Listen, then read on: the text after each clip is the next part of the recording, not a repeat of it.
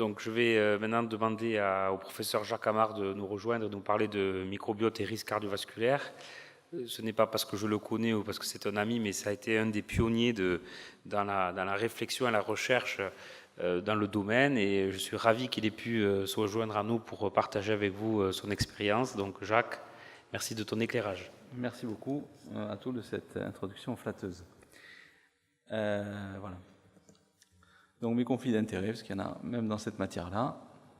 Je vous laisse les découvrir.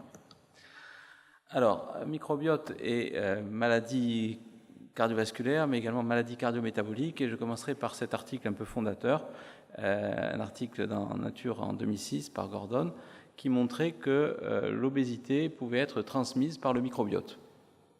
Donc, au-delà des catalogues, au-delà des descriptions des flores que l'on a pu faire après, c'est quand même quelque chose de pivot.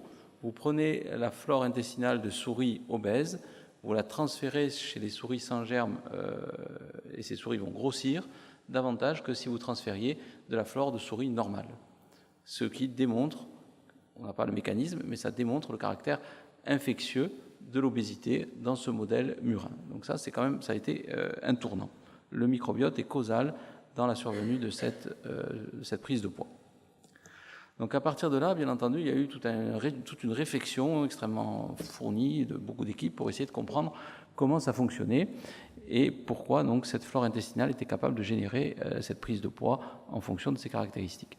Et parmi les mécanismes, il y a eu ce qu'on appelait la translocation bactérienne, c'est-à-dire le passage, c'est ce que nous a dit Olivier, le passage soit de composés des bactéries, de métabolites, de ce qu'elles produisent, de fragments de ces bactéries, voire de bactéries entières. Et tous ces éléments ont des arguments pour penser qu'elles jouent un rôle dans les pathologies cardiométaboliques. Alors, translocation d'abord de métabolites bactériens, c'est-à-dire de composés fabriqués par les bactéries ou formés par les bactéries indépendamment de vraies bactéries vivantes. Eh bien, il y a pas mal d'éléments dans la littérature qui suggèrent leur rôle dans les pathologies cardiovasculaires et métaboliques. Ici, le groupe de Stanley Hazen, un groupe maintenant bien célèbre, qui a montré que des bactéries intestinales étaient capables de transformer l'alimentation humaine, ici la viande rouge, de la transformer de telle manière qu'une fois que c'est passé par le foie, ça forme ce qu'on appelle de la triméthylamine-oxyde, un composé pour lequel, chez la souris, il a été démontré un effet athérogène. Donc vous mangez de la viande rouge, vos bactéries se chargent de transformer tout ça en un composé qui, secondairement, va être toxique pour vos vaisseaux. En gros, c'est le message du papier. Alors bon, ça, vous allez me dire, c'est de la souris, mais ce groupe est allé un petit peu plus loin et il est allé regarder chez l'homme si tout ça avait du sens. Et qu'est-ce qu'ils ont montré dans cet article du New England de 2013 ? Ils ont montré d'abord qu'on pouvait trouver du TMAO chez l'homme. Bon, tant mieux.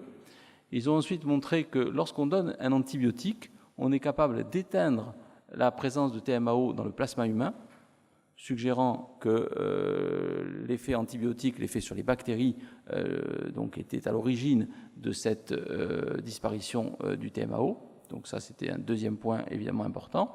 Et troisième point, ils sont allés regarder dans une étude prospective si la concentration de TMAO était associée au risque de faire un infarctus, un accident vasculaire cérébral, etc. Et ils ont montré qu'effectivement, plus on avait de TMAO dans le sang, et plus le risque était grand. Donc le mécanisme n'est pas encore parfaitement compris, la causalité chez l'homme n'est pas totalement démontrée, mais il y a quand même des éléments qui commencent à être assez solides pour penser que ça peut jouer un rôle. Il reste maintenant à avoir l'effet, l'étude d'intervention capable de démontrer réellement la causalité.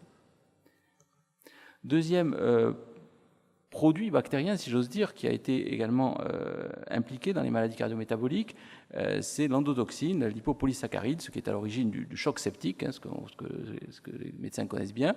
Eh bien, nous avons pu montrer dans cet article que, au-delà du choc septique, on avait en permanence chez chacun d'entre nous un petit fond d'endotoxinémie, un petit fond de passage de LPS. Et chez la souris, lorsqu'on augmente à peine ce niveau de LPS, on est capable de générer du diabète. Voilà globalement ce que montrait le papier. Je vous passe les détails expérimentaux. Bon. C'était évidemment un point important. Et autre point également qu'on a pu montrer, c'est le fait qu'en mangeant, on est capable de moduler la quantité d'endotoxine. Alors ici, c'était de l'observationnel, mais depuis lors, d'autres équipes l'ont montré en interventionnel. Ce que l'on mange conduit à faire varier la quantité de LPS, la quantité d'endotoxine qui passe dans notre sang. Et donc, ça peut-être jouer le rôle de pont entre les habitudes alimentaires, en particulier quand on mange gras, on fait passer pas mal de LPS. Eh bien, plus on mange gras, plus on a de LPS, et peut-être plus on se fabrique un avenir de maladies cardio-métaboliques. D'autres, bien avant nous, et c'est vraiment une étude fondatrice, celle-là, pas forcément très connue, mais qui est vraiment, auquel moi j'avais beaucoup puisé, une étude épidémiologique qui avait montré qu'il existait donc ce fond d'endotoxinémie chez des individus sains. C'est une étude conduite en population générale, donc des gens tirés au sort dans la population générale. Et dans cette étude, les investigateurs montraient que la quantité d'endotoxine était prédictive de la survenue de la plaque d'athérome. Donc la boucle pour le LPS était bouclée, non, loin d'être bouclée, mais on a des éléments et expérimentaux et chez l'homme pour suggérer que la translocation de LPS de l'intestin vers les tissus peut jouer un rôle sur les maladies cardiométaboliques et sur les maladies cardiovasculaires. Alors, nous étions allés un petit peu plus loin dans l'hypothèse et nous avions échafaudé l'idée que, certes, il y a des bouts de bactéries qui se promenaient, qui passaient la barrière intestinale, mais on était allé regarder s'il n'y avait pas également des vraies bactéries, des bactéries vivantes capables de passer la barrière intestinale et capables d'aller coloniser nos tissus et d'être un peu une flore résidente, probablement moins complexe que la flore intestinale, on peut l'espérer, mais une vraie flore avec sa vie, avec ses relations, avec sa production autonome. Dans ce papier qui est paru en 2011, nous avions montré qu'il existait effectivement une translocation de bactéries à l'intérieur du tissu mésentérique, à l'intérieur des ganglions lymphatiques, et que cette translocation, là aussi je ne vais pas rentrer dans le détail méthodologique, mais en tout cas que cette translocation était motrice et en particulier la reconnaissance par le système immunitaire de cette translocation était moteur dans la survenue d'un diabète. Donc les fragments bactériens jouent un rôle. Probablement également la translocation de bactéries dans leur ensemble va jouer un rôle pour stimuler le système immunitaire à l'intérieur de nos tissus cette fois-ci. Alors on a poursuivi dans cette idée-là qu'il y avait une flore résidente. Qu'est-ce qu'on a pu montrer ? Bien, on est allé regarder le 16S dont nous a parlé Olivier, donc ce gène bactérien qui sert un peu de carte d'identité aux bactéries, et on a pu dresser la photographie du microbiome sanguin, la photographie en tout cas de l'ADN bactérien, l'identité des bactéries présentes à un moment donné dans le sang d'individus sains. Il s'agissait de donneurs sains, et vous voyez que la diversité est grande. La diversité de ce qui a été présent à un moment dans notre sang est grande. Alors ça ne veut pas dire que ce sont des bactéries vivantes, mais en tout cas, on trouve la trace de leur ADN et c'est très très diversifié. On peut, en utilisant cette même technique, être capable également de donner une signature pour des pathologies. La diapositive précédente, c'était des individus sains. Là, ici, on est dans de la pathologie. On est dans du foie métabolique, ce qu'on appelle la NASH, qui est quelque chose qui est extrêmement fréquent, vous le savez, c'est l'hépatite stéatosique non alcoolique. Eh bien, il y a, lorsque cette hépatite évolue vers la fibrose, la possibilité de caractériser le microbiote sanguin. Il y a un microbiote sanguin différentiel entre les patients fibrotiques et les patients non fibrotiques, et nous avons pu d'ailleurs confirmer cela. Alors, d'autres ont eu évidemment la même idée, c'est très difficile d'avoir des idées très originales tout seul, d'ailleurs heureusement, et vous voyez ici des photographies métagénomiques de ce qui se trouve dans les plaques. Donc on n'a pas un microbe, comme on avait pu à un moment le penser, quand on faisait les essais sur l'antibiothérapie. Il n'y a pas chlamydia, il n'y a pas un germe comme dans l'intestin, dans l'estomac, l'ulcère de l'estomac. Je crois qu'il faut abandonner cette idée-là. Vous voyez ici une photographie complexe des bactéries, en tout cas de l'ADN bactérien qui réside dans une plaque d'athérome et qui donc peut jouer certainement un rôle dans l'évolution de la plaque. Voici ici une étude prospective où nous avions quantifié l'ADN bactérien, la quantité d'ADN 16S présente dans le sang, et nous avions pu montrer dans une étude en population générale qu'elle prédisait la survenue ici de maladies cardiovasculaires, mais également de diabète. Alors bon, on va terminer cet exposé par un petit peu de pratique. Vous êtes, j'espère, convaincus que le microbiote intestinal, par la translocation, en tout cas c'est un des mécanismes, par la translocation qu'il induit, peut impacter sur les maladies cardiométaboliques. Comment finalement utiliser à notre profit cette connaissance pour réduire le risque cardiovasculaire, éventuellement réduire le risque métabolique ? Alors, différentes stratégies peuvent être testées. D'abord, l'antibiothérapie, ce qui viendrait peut-être le plus facilement à l'esprit. Eh bien, les cardiologues le savent, cette stratégie a échoué. Cette stratégie a échoué. Pourquoi ? Probablement parce que quand on donne un antibiotique, on arrase tout, on éradique tout, mais dès qu'on lève la pression, ça revient. Ça ne revient pas exactement comme c'était, mais quand même c'est assez voisin. Et donc la stratégie antibiotique, de ce point de vue-là, si on s'attaque à une flore avec son équilibre, avec sa pertinence, eh bien, certes, on a l'impression de tout éradiquer, mais c'est comme dans un jardin, ça repousse. Et vous voyez ici les méta-analyses sur les antibiotiques en pathologie cardiovasculaire, post-IDM, artériopathie. Globalement, ça a été un échec. Alors, y a-t-il d'autres stratégies possibles ? Oui, avec la modification de l'alimentation, avec les stratégies de pré- ou de probiotiques. Je ne m'attarderai ici que sur le prébiotique. Le prébiotique, c'est finalement ce qu'on donne à manger à nos bactéries et donc qui va conduire à les sélectionner. Est-ce qu'on a des niveaux de preuve suggérant l'intérêt de cela pour modifier les phénotypes cardiovasculaires ? Bien oui. Je regarde ici cette très belle étude parue en 2017 dans Circulation, qui nous montre quoi ? Qui nous montre que lorsqu'on fait manger à des souris de la fibre, du fruit, de la fibre, de la pomme chère à Jacques Chirac, enfin, peu importe, de la fibre, eh bien, on va prévenir le remodelage cardiaque, et on va prévenir le remodelage cardiaque via la production d'acétate, ce dont parlait Olivier tout à l'heure, par ces bactéries qui ont été sélectionnées par l'alimentation et ces bactéries génèrent de l'acétate.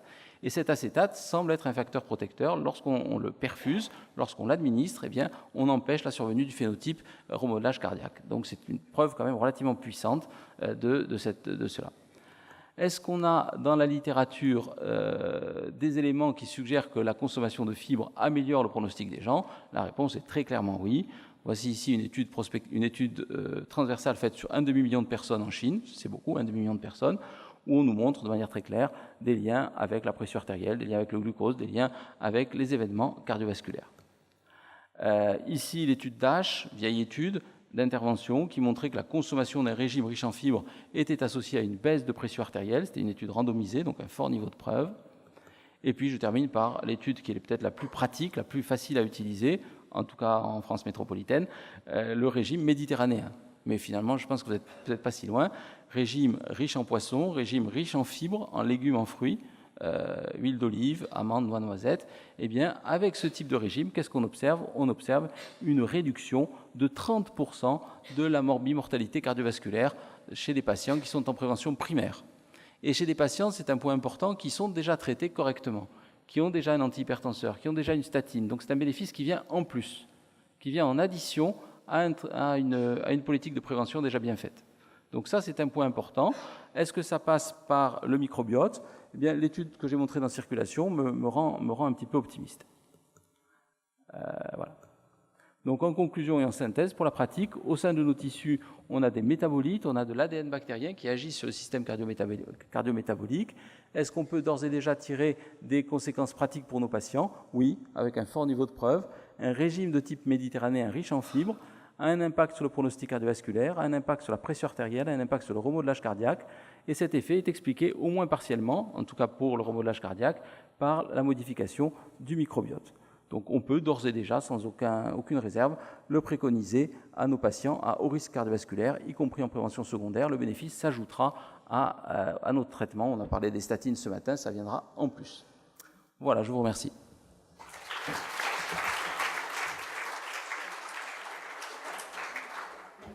Merci beaucoup Jacques pour cette belle synthèse.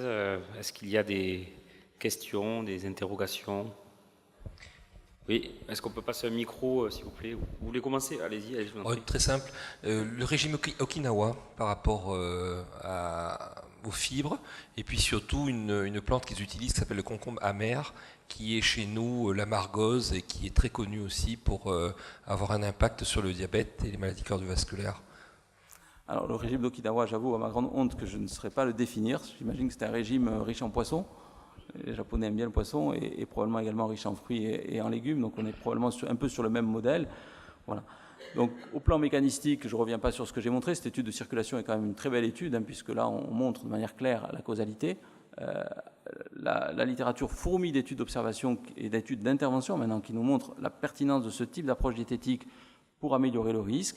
Le lien avec le microbiote est probable. Est-ce que ça explique tout? Certainement pas. Mais est-ce que ça explique en partie le bénéfice? Probablement. Moi, j'ai deux questions.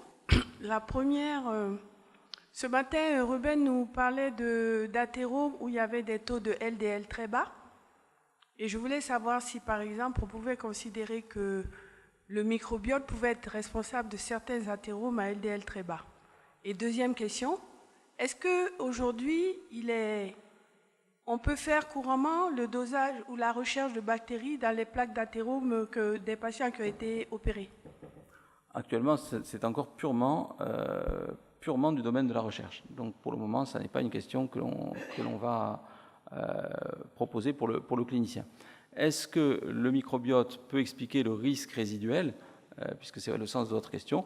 Je pense que c'est une... Je serais bien imprudent de répondre par un oui ou par un non, mais c'est certainement, enfin c'est en tout cas un des mécanismes qui est très, très vraisemblablement en cause.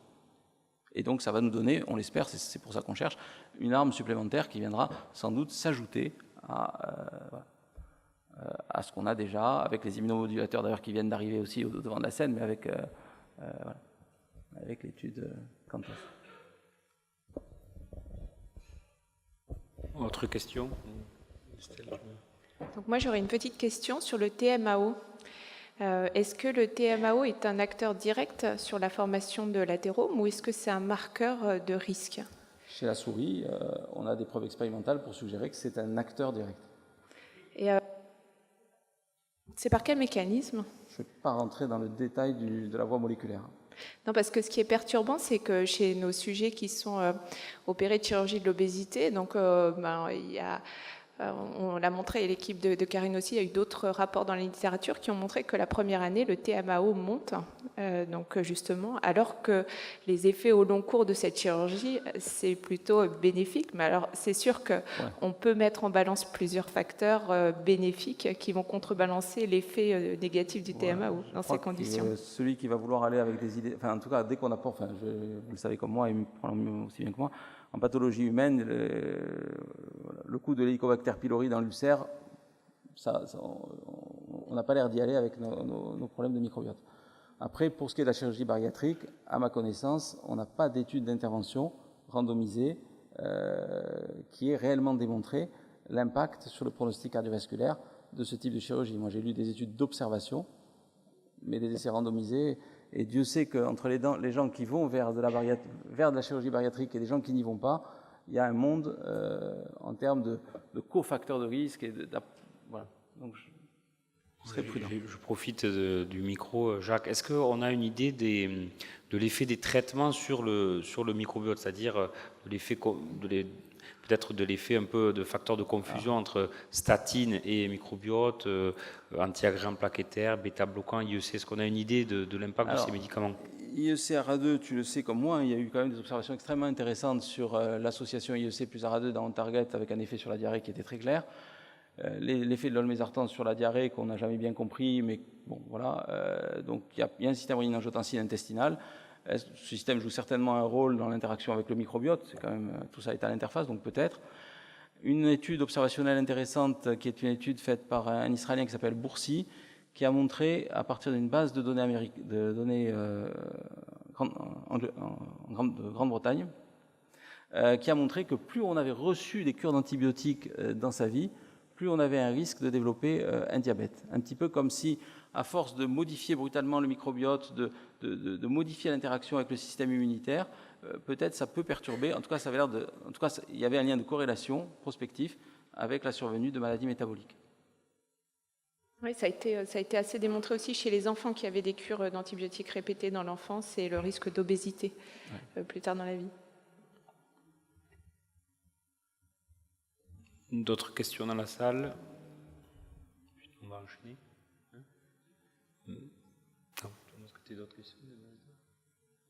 Merci Jacques, on va te laisser, on va t'applaudir encore.